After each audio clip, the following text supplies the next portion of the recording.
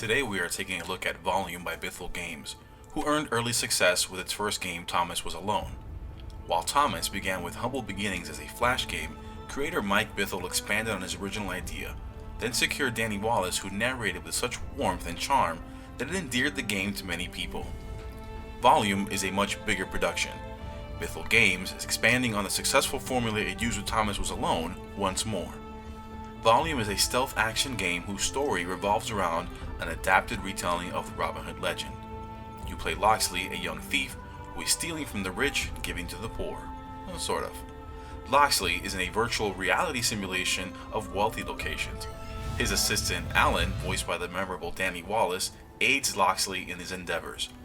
The game's namesake comes from the collection of locations dubbed the Volume, from which Loxley loads into his VR environment. As he maneuvers through high-profile, heavily guarded locations, he steals riches just displayed as gems on the screen.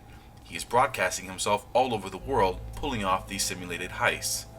That way, anyone can go steal from these strangely named people like the soldier and the blacksmith.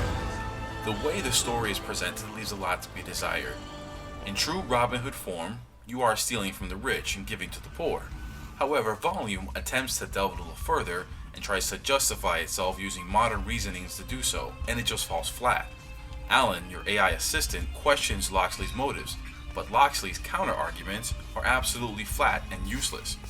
All of the game's moral and political dilemmas should have either been fleshed out or cut out, as they feel completely out of place in a game of this type. The second aspect that deserves to be cut is Loxley. Well, not the character Loxley, but the voice of Charlie McDonald. He is clearly out of his league when placed beside Danny Wallace and Andy Serkis. He's like a goofy motorcycle sidecar. I'm not kidding about his horrible job in this game. It's bad. Not just a little bad, like Titanic bad. And I'm not much for the YouTube generation, and I don't follow him on his channel. He's probably wonderful there. But in the game, listen for yourself. This machine was made to teach bullies. These things tend to start pretty much the same way.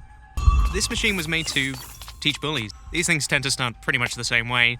That shrill, nasal, irritating voice after so many levels can drive someone mad. Would have been better to have found a quality voice actor than to go after someone's voice just because he's a name. Anyone with an ounce of voice acting probably could have done a better job. I could have done a better job. Maybe even pulled off a proper English accent. Heck, even this guy could have done a better job. You wish to end this? Yeah. You wish to go home?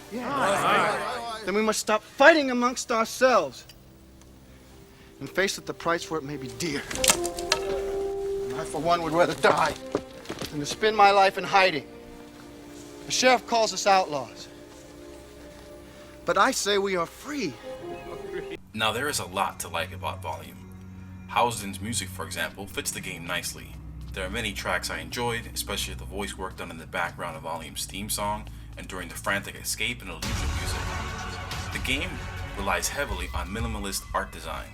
There's just not too much detail in your environment, and that's not a bad thing.